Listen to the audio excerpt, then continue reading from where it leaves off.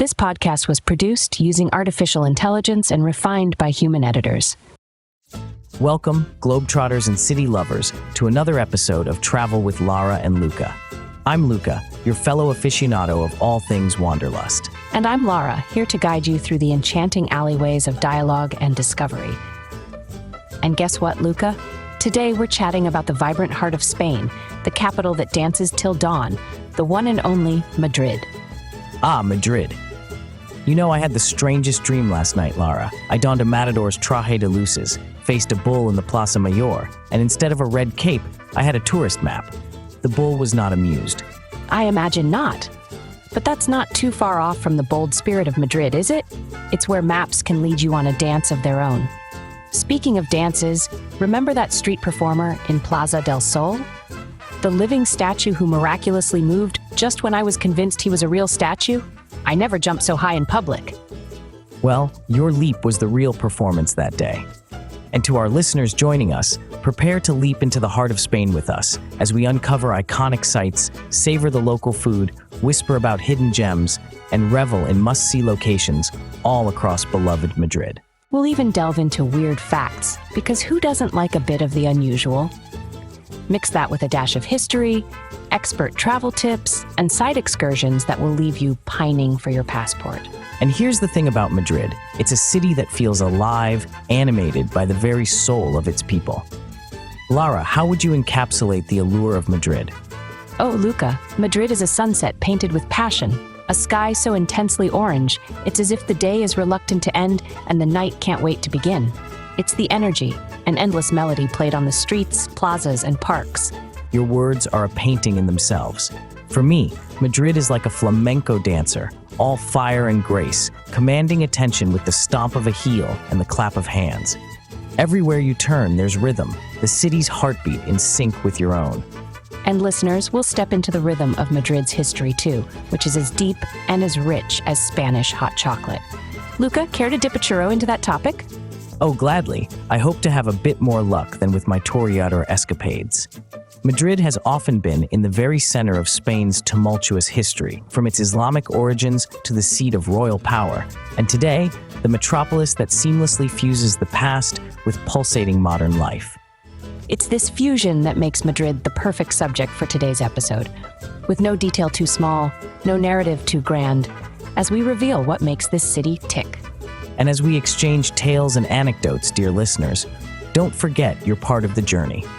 Share your experiences, send us your burning Madrid questions, or even suggest a topic for future escapades. Hooked on Madrid yet? Well, you should buckle up because we're about to step into the grand palaces and revered art halls as our first segment touches upon Madrid's iconic sites. And if palaces and art get you buzzing, just wait until we whet your appetite in the next segment, sharing edible wonders that are Madrid on a plate. But first, let's march into the majestic.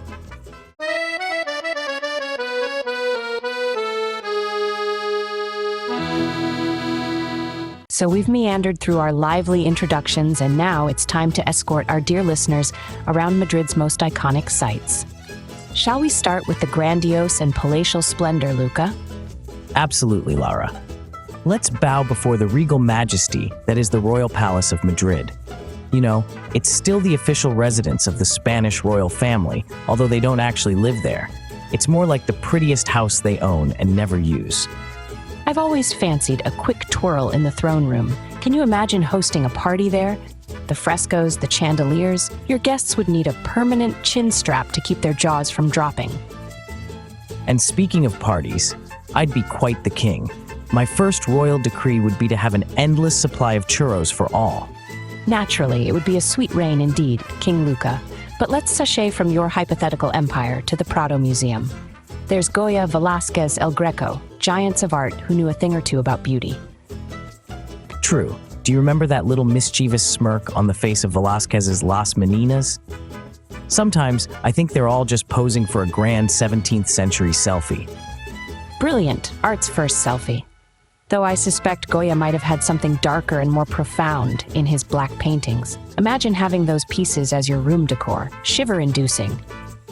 I'd rather keep my walls Caspar David Friedrich free. Thank you.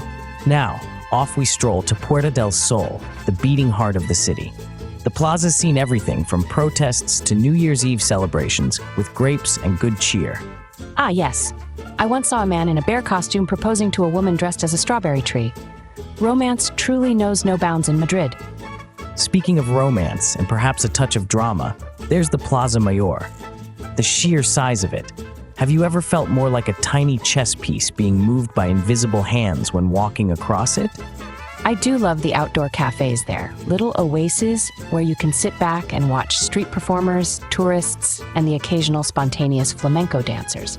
So, from the grand chessboard of Plaza Mayor, shall we dive into the lush greenery of El Retiro Park? I mean, if a park ever deserved a sonnet, it's this one. Oh, Retiro, thou art fairer than the moor's sweet evening air. How's that for impromptu poetics? But really, that park has it all. The boating lake, the Palazzo de Cristal. And speaking of the lake, remember when I tried to impress a certain someone by rowing and ended up going in circles? My arms had never been more toned the day after. The circles of love. I still have photos somewhere. Now, if we must, it's time to pick the most iconic site. I lean towards the Prado, a temple of art that makes my soul sing.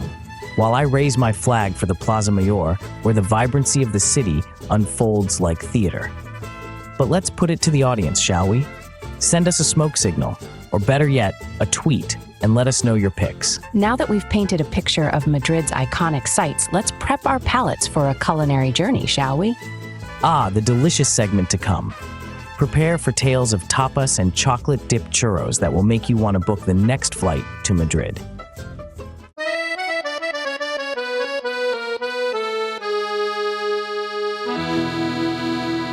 Welcome back to Travel with Lara and Luca. Segment 2 is here, and we're about to indulge in a topic that's sure to make our stomachs rumble. Luca, what's on the menu today? Ah, delicious cuisine, my favorite segment. Madrid is a treasure trove of gastronomic delights, and today we're diving into the tantalizing world of tapas, traditional dishes, and of course, churros. Tapas, the small but mighty heroes of Spanish social life. There's nothing like gathering with friends and sharing a variety of dishes. What's your strategy for tapas hopping, Luca? My dear Lara, tapas hopping is an art. The key is pacing. Start light, maybe with some olives or a little manchego cheese, and then move on to gambas al ajillo. Those sizzling prawns are irresistible. And mine is to always order something adventurous, like oreja a la plancha, grilled pig's ear. It's crunchy, it's chewy, and it's surprisingly delightful. Grilled pig's ear, a true gauntlet for the uninitiated. And let's not forget the concept of sobremesa, that quintessentially Spanish practice of lingering at the table long after the meal's done. Sobremesa is where all life's problems are pondered, debated, and if you're lucky, solved. It's food for the soul, wouldn't you say? Absolutely. But speaking of food for the stomach, let's chat about Madrid's signature dishes. I'd wager you can't leave Madrid without a proper serving of Cocido Madrileño. You're spot on, Luca. It's a hearty stew with chickpeas, vegetables, and various meats. But hold on, isn't there a specific way you enjoy Cocido Madrileño?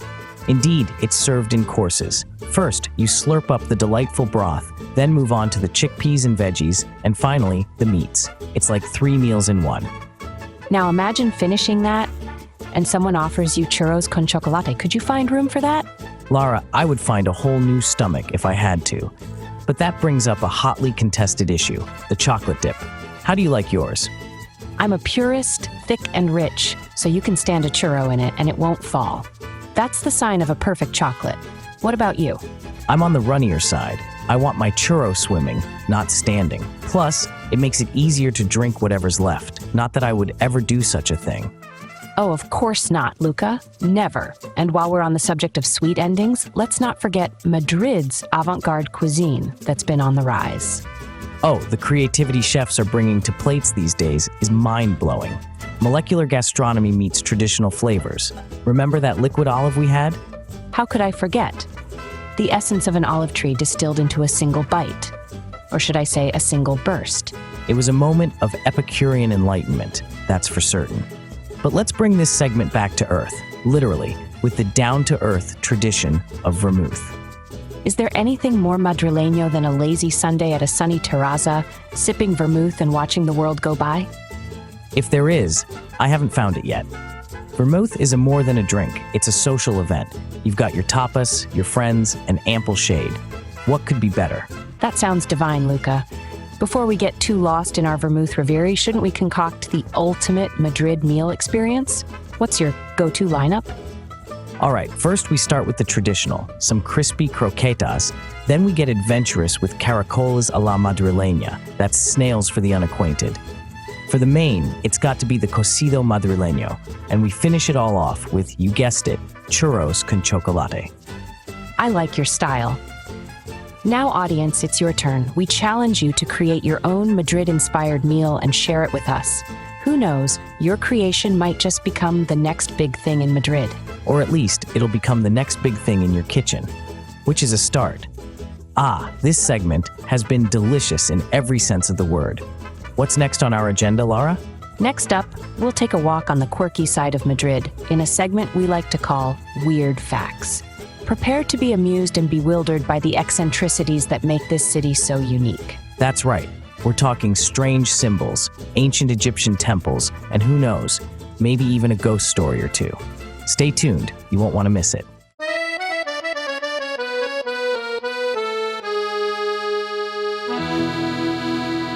So Lara, we've gallivanted around the iconic sites and savored the delicious cuisine of Madrid. But here we are at my favorite part, the hidden gems. Oh, the hidden treasures of Madrid, where the heart of this city really beats. And what better place to start than the secret gardens of the Royal Theatre? It's like stumbling into an Alice in Wonderland set, wouldn't you say? Absolutely. I remember once, Lara, turning a corner and there it was, this lush green oasis adorned with fountains and not a tourist in sight. It feels like a sanctuary designed for royalty. Even the air feels different there, fresher, fragrant with the scent of blooming jasmines. And speaking of fresh, have you ever ventured into Malasaña, the trendy district that's a labyrinth of culture with hidden galleries galore? For sure, it's like every street corner is an invitation to another world. I found this tiny gallery once, tucked away behind an unassuming door, and inside, a universe of avant-garde sculptures. Those are the finds that you just can't plan for. A serendipitous embrace by the city. Now, let's shift from visual art to a historical artifact, the Temple of Dibad. It's more than just a piece of ancient Egypt in the heart of Spain. It's a tale of international friendship and a quite magical spot at twilight. Magical indeed.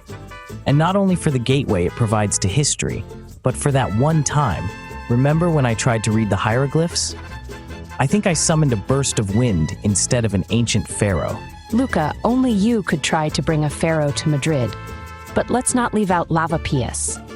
This neighborhood is a melting pot of cultures where every turn is an unexpected haunts, from art collectives to global cuisines. It's the world on Madrid streets. And hands down, some of the best Ethiopian coffee I've ever had. But you're the one with the old world intrigue, Lara. Isn't there a little spot in Cava Baja that stole your heart? Yes, this gem is almost like a speakeasy. A wooden door, so easy to miss, leads you to a candlelit bar with walls lined with bottles from floor to ceiling. I'm still waiting for my invite, by the way. But what these hidden gems symbolize for me is Madrid's spirit. Ever whispering, Veni descúbreme. Come and discover me. And we encourage you, dear listeners, on your next Madrid jaunt, to wander off the beaten path and tell us the hidden gems you uncover. But my curious friend, shall we give them a hint of what's next? Of course. Just when you think you've seen all of Madrid, we're going to reveal places you absolutely must see. That's up next, after we delve a bit more into the soul of Madrid, its less visited wonders.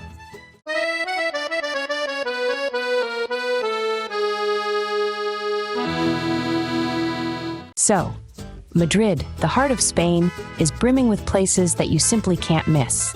This segment is all about those unmissable spots that define the city's character. Buckle up, listeners, as we're about to take you through the must-see places of Madrid. And we're kicking things off with none other than Madrid Rio and Matadero. This area has been completely revitalized, transformed from a neglected slaughterhouse into a cultural hotspot. You've got to admire Madrid for how it blends the old with the new. There's something poetic in the way the Matadero nowadays hosts art exhibitions, theater performances. It's It's got this creative pulse that's just contagious. Last time I was there, I lost a whole afternoon just watching the skateboarders. There's an energy there. It's raw. It's Madrid at its most vibrant. Dare I say, I was almost tempted to grab a board myself. I'd pay to see that. Speaking of art, you can't talk about Madrid without mentioning the Golden Triangle of art. 3 world-class museums, the Prado, Reina Sofia, and Thyssen-Bornemisza. Ah, the Prado, home to the very best of Spanish art. Velázquez, Goya. Do you remember when we tried to count all the angels in Rubens' paintings? I gave up around 600, but I'd do it all over again. And at Reina Sofia, staring into the abyss of Picasso's Guernica, it's a gut punch every time. It's like history screaming at you. From the scream of history to the shout of joy, let's wander down Gran Via. That street represents the throbbing artery of Madrid. I love the architecture there. It's like Broadway met Paris and decided to do something unique. The Edificio Metropolis, with its grand dome. It's like the buildings are trying to one-up each other. Oh, you think you're Baroque? Watch this! Can't forget about the Telefonica building, the first European skyscraper. It was like Madrid's way of saying, hey world, look at us. I once went up a random roof terrace there. Suddenly, bam, a cocktail in my hand, the sun setting, and Madrid's skyline etching itself into memory. Priceless. And just down from Gran Via, you stumble into another gem, the Cibeles Palace. Some know it more for Real Madrid's victory celebrations, but the building itself is a marvel. It has a kind of dignified beauty to it, a real symbol of the city. Absolutely. There's a reason why it's on every postcard. Rising above the fountain with the goddess, it's like stepping into a scene from a novel. Madrid does have a knack for making you feel like you're in a storybook. Then there are the rooftop terraces. Oh, those terraces. Let's just say that if I had to choose my last view on Earth, it would be Madrid from above, sipping on a sangria as the city dances in the twilight. You had to bring up the sangria, didn't you? And those terraces in summer, there's this hush, right before the night comes alive. You can hear laughter, music starting, the beat of the city's heart. So if you're planning your first or your next visit to Madrid, just remember, these places, they're more than attractions. They're experiences, they're stories, waiting for you to step into them.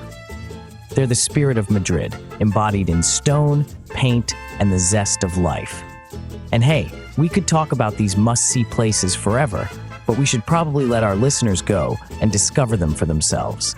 Absolutely. Speaking of which, in our next segment, we're digging into the quirks and curiosities of Madrid. Did you know there's a bear and a strawberry tree right smack in the center of the city? You've got to stick around for that story. It's bizarre, it's true, and it's so Madrid.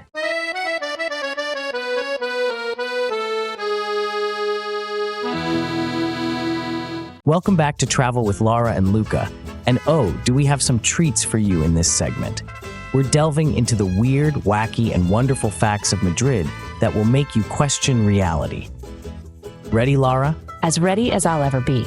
Let's kickstart this whimsical journey with Madrid's most barely believable symbol, the bear and the strawberry tree. Why in the world is this the chosen emblem for such a grand city? Ah, yes, the statue of the bear and the strawberry tree right in Puerta del Sol. It's utterly bizarre, right? Did you know there are actual theories that in ye ancient times, Madrid's forests were full of bears and wild strawberry trees? I adore that image. Roly-poly bears merrily munching on strawberries, completely unaware they'd become city icons one day. And speaking of impossibly epic journeys, let's not forget about an Egyptian temple smack dab in the middle of Madrid. Such an enchanting addition to the cityscape, if you ask me. The Temple of Dabad was actually a gift from Egypt, can you believe it? Dismantled and shipped all the way to Madrid as a thank you for helping preserve historical sites. The idea of an ancient Egyptian temple just traveling by boat and landing in Madrid, it's like a whimsical voyage out of a fairy tale. And at sunset, those reflections on the water near the temple, simply poetic. From temples to specters, Madrid has a hidden phantom story too, the ghost station of Chamberí. Back in the day, the metro evolved, but this little station didn't, and now it's like stepping into a time capsule. Oh, but even better, sometimes as the trains pass, they illuminate the station for a brief, ghostly moment. Imagine a spectral figure just waiting for a train that never stops. A chilling proposition. Now here's another oddity, Kilometer Zero. It's the point from which all radial roads in Spain are measured, and it's right here in Madrid. Can you imagine? You're standing there, and in some ways you're at the center of Spain. I've seen tourists and even locals just hop over it for good luck, or maybe a cosmic sense of orientation. You know, I tried standing there, closing my eyes, and hoping to feel the pull of the road beneath me. Spoiler alert, all I got was a slight dizziness, no cosmic enlightenment. Speaking of mystery, have you heard the tale of the headless Frenchman, the statue at Plaza de Angel? Luca, do you have a cheeky legend up your sleeve about that one? Apparently, it's said that during France's occupation of Madrid, street urchins lopped off the head of the statue repeatedly in a symbolic gesture of defiance. Now, that's what I call getting ahead, pun intended. Classic Madrid. If the history books won't tell their story, the statues will, even without a head. Oh, Luca, I think we've just about reached that time to switch gears from the weird to the rich and complex tapestry of Madrid's history. In our next segment, we'll traverse through time and discover how Madrid transformed from a Moorish outpost to the lively metropolis it is today. I can't wait to share the thunderous tales of kings, commoners, and creatives that built this city. But for now, thank you for indulging in the quirks with us here on Travel with Lara and Luca.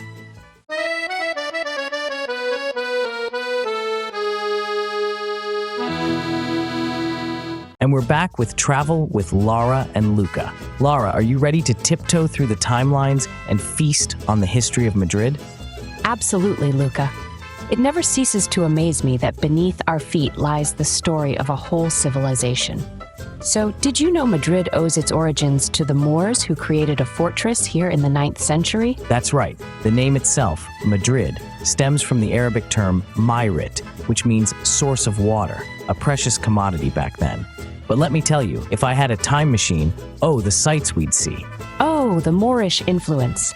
Imagine wandering the city with no Puerta del Sol or Gran Via, just a humble stronghold by the river.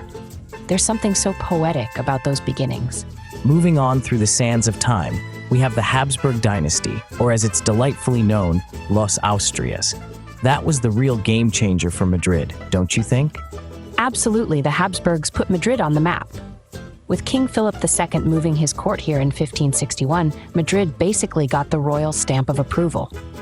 Talk about a glow-up, from a quiet fortress town to the center of one of history's most powerful empires. And those Habsburgs knew how to build a city fit for kings. Luca, what do you think it would have been like to roam the streets during the Habsburg rule? Pomp, circumstance, and lots of ruffled collars. Oh, I'd say too many ruffled collars. I imagine it'd be like walking through a live Renaissance fair, minus the turkey legs, and with a bit more, let's say, royal flair. Our history jaunt brings us to a darker chapter next, the Spanish Civil War. Madrid was in many ways the heart of the conflict. It was a time of turbulence, resilience, and hardship. The city endured a lot during the war, from constant bombardment to being the last Republican holdout. But Madrid's spirit, that indomitable spirit, it's what carried the people through. Art, literature, and culture became forms of resistance and survival. If those bullet-scarred walls could talk, huh, Lara? The stories of individual heroism and communal strength would fill volumes. And peace eventually did return, leading to what many would call Madrid's cultural renaissance, La Movida Madrileña. Oh, La Movida, that explosive outpouring of creativity in the post-Franco era. Madrid literally became a canvas, and the Madrileños painted it with freedom, art, and music. It's as if the city collectively exhaled, and with that breath, new life was infused in every bar, gallery, and music venue. Can you imagine, Luca, roaming the streets as the sounds of Alaska y los Pegamoides reverberate through the air? I'd be strutting, Lara, wearing my most colorful 80s getup, basking in the creativity and sense of liberation. But moving forward to modern times, Madrid has mushroomed into this dynamic metropolis that can stand shoulder to shoulder with the world's greatest cities. Ah yes, modern Madrid, where tradition and innovation tango together through winding streets and sprawling plazas. It's that blend of the old and the new that keeps us coming back, right? Seeing the ancient next to the avant-garde, it's like watching history itself merge with the future. The beauty is, Luca, every corner turned, every cobblestone crossed. there's a story. Madrid is not just a place, it's the sum of countless tales. And with each visit, each discovery, we add our own stories to that ever-growing tapestry. Isn't that something? It's why we travel, isn't it? To partake in the narratives of places we love, to give and take, to learn, and to remember. That's Madrid for you, a city of stories, with a past that's as vibrant as its present. And speaking of narratives, what's coming up next, Lara? Well, Luca, after delving deep into history, let's lighten the mood. Up next, we've got some travel advice that'll make your next trip to Madrid as smooth and delightful as a glass of aged Rioja. Oh boy, the things I wish I knew before I first came to Madrid. Stick around, folks, as we share our must-know tips from our collective troves of travel wisdom. You won't want to miss this.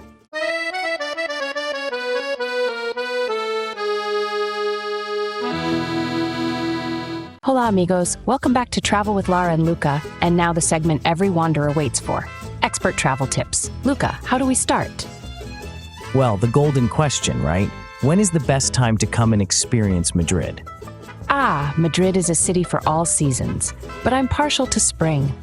There's something about the terrazas opening up and the city shaking off the winter chills. True, but don't you think autumn has its charm? The golden leaves in Retiro Park, the slight nip in the air, it's poetic. You and your fall poetry, Luca. But let's not forget the scorching summers, where the locals flee the city, and the festive buzz of December. Each time has its hidden delights. Speaking of hidden delights, how to avoid the tourist hordes? Standing in line is nobody's holiday highlight. One word, siesta. You'll find places quieter mid-afternoon when locals are having their sacred nap time. Or how about a late-night visit to Templo de Debod? Quiet, illuminated, and utterly mesmerizing, won't you say? Absolutely. So, Luca, I heard you're now an appointed expert of Madrid's metro. Care to share some of that Luca wisdom? Very funny. Yes, the metro. Rule number 1, get a tourist transport pass, unlimited rides without worrying about tickets each time. And my rule number 2, always stand on the right side of the escalator. Madrileños will appreciate it. Plus, it's a quick lesson from the School of Local Etiquette. Remember the time you went left, Lara? Oh, the looks you got. Oh, let's not relive that, shall we? Moving on, staying connected is key. You don't want to miss capturing the magic because you're out of data. Exactly. Look for the M-Wi-Fi signs in the metro for free internet. You can also pick up a local SIM at the airport or any phone shop. Just make sure your phone is unlocked before you come. They won't do it here. And Luca, remember that time your data roaming bill was... Why bring up the past, Lara? Let's talk budget. Dining out doesn't always have to burn a hole in your wallet, right? Definitely not. My top tip? Menú del Día. Best value and a chance to try different Spanish dishes. It's like a culinary surprise. And let's not forget the free tapas that come with your drink in many bars. Fill up on those and you've got a meal. True, but there's more to budgeting. Museums have free hours, like the Prado. Check in advance, plan your visit, and voila, culture without cost. Oh yes, and embrace walking. Madrid has a compact city center where surprises await at every corner. No taxi fare needed. Now, our listeners sent us some travel questions earlier. Here's one. Best way to beat jet lag when landing in Madrid? The timeless struggle. My method, adjust to local time straight away. If you land in the morning, walk around, get that sunlight. No naps. Yes, keep active, drink lots of water, and try to stay awake until early evening. And of course, there's nothing like a good dose of café con leche to perk you up. Here's another one. How do you pack for Madrid's unpredictable weather? Layering. A sunny morning can turn into a chilly evening. Have a versatile wardrobe with you. Think scarves, light jackets, and comfortable shoes. After all, you'll never see a Madrileño without proper footwear. It's a city of stylish walkers. And pack for the unexpected. Even if you come in summer, an umbrella might just be your best friend. That's Madrid for you. A delightful mix of unpredictable, but always ready to offer an experience like no other. And to wrap up this segment, here's something people often forget. Insurance, it's just wise. Be it delays, losses, or any health issues, being covered gives you peace of mind. Absolutely. Traveling is about enjoyment, not worrying about what ifs. Ensure your trip, ensure your tranquility. And with that, we've wrapped up our travel expert segment. I hope we've armed you with some useful tips for your Madrid adventure. Absolutely. And we're not done yet. Stay Stick around because next up we'll be talking side excursions. There's more to the Madrid region than the city itself, right, Luca? You bet, Lara. The surroundings are teeming with history, culture, and landscapes. Get ready for stories from beyond the city's borders. All that and more coming up. Stay tuned.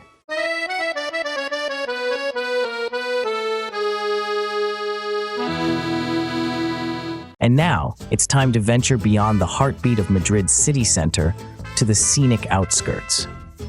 Welcome to our Side Excursions segment, where we take you on a journey through the treasures just a stone's throw away from the capital. Ah, side excursions, my favorite part. Madrid is a marvel, no doubt, but sometimes the surrounding areas beckon with their stories and tranquil charms. Right you are. Let's kick off with a place that seems frozen in time, yet always whispering tales of the past, the historic city of Toledo. Toledo, the city of three cultures. Walking down its narrow, cobbled streets feels like you're leafing through the pages of a living history book, doesn't it? Absolutely. You have the synagogues, mosques, and churches standing as monuments to the coexistence of Jewish, Muslim, and Christian communities. It's like a cultural smoothie full of flavor and depth. I love that analogy.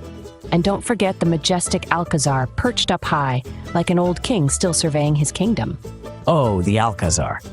Last time I stood there, looking over the Tagus River, I imagined I was a medieval knight. But then, a tour group snapped me back to reality when someone asked if I was part of the exhibit. I blamed the beard. From medieval knight to exhibit in one fell swoop. Only you, Luca. Speaking of which, Segovia, with that fairy tale castle inspiring Disney's Cinderella's castle. Ah, the Alcazar of Segovia. Its pointy turrets reaching for the sky feels like you could pluck stars right from their perches. And the Roman aqueduct. That ancient marvel with its arches standing tall, defying time. It makes you wonder if the Romans had some secret concrete recipe. If they did, I'll take 2 scoops, please. But that quality has lasted for centuries. Makes you think they really knew how to build a cozy little town, doesn't it? Sure does. Feels like those stones are holding up the sky sometimes. Now, how about we trek through the greenery of Sierra de Guadarrama? That's an excursion that will literally take your breath away. You're not kidding, especially if you hike the wrong trail like I did once. Maybe I was too busy admiring the view instead of the signs. Tell me you didn't wander off for hours, Luca. Hours? Lara, I nearly camped out with the mountain goats. But seriously, the view from Peñalara Peak is, well, you feel like you're on top of the world. That's the beauty of Madrid. One moment you're sipping a café con leche downtown, the next you're above the clouds. Let's foray into El Escorial, shall we? Onto the royal steed. Not literally, folks, but yes, El Escorial. A monastery, a palace, a mausoleum. This place is like a Swiss Army knife of history. The austere architecture had me feeling like I should whisper rather than talk. Did you see the library? Those frescoes on the ceiling are awe-inspiring. The library made me feel underdressed, in shorts and a t-shirt, full of ancient texts. It's like if books had a heaven, that would be it. Speaking of divine, the wineries around Madrid. A sip of the local wines is like tasting the sunset. Now, that's poetry. And it's true, a visit to the wineries is a palate adventure. The vineyards rolling like waves, and even the air tastes better somehow. Nothing pairs with wine quite like a soft breeze and the rustic charm of the Madrid countryside. Have you been grape stomping, Luca? I tried once. It's the squishiest dance I ever danced. I'd rather leave it to the professionals. Still, that crushed vintage is something special. From stomping grapes to royal footprints, we find ourselves in Aranjuez. The royal palace there is surrounded by gardens that rival Versailles. The spring blooms in the Garden of Prince feel like walking in a painting, where every flower is a dab of some master's brush. Oh, if only every day could be spring day in Aranjuez. Imagine being royalty for a day, wandering through your royal gardens. I would issue a royal decree for constant garden parties. Speaking of parties, we can't wrap up our excursions without a nod to the fiestas these towns host. They turn history into celebration. Absolutely. From Toledo's Corpus Christi to Segovia's Titirimundi Puppet Festival, there's a unique festivity around every corner waiting to surprise you. So there you have it. If Madrid's the heart, these places are the pulse points. Each beat a story, each whispering tales and adventures. One could spend a lifetime exploring these wonders. Take these tales, make them your own, and remember, every excursion is a new page in your travel diary. And with that, get ready for the next page of our podcast. In our next segment, we'll be sharing with you the conclusion and final thoughts on our beloved Madrid, tying up all the threads we've spun today into one beautiful tapestry. So stay with us, fellow travelers, as we bid adieu to the outskirts and return to the heart of it all with heartfelt stories and amorous adoration for the gem that is Madrid.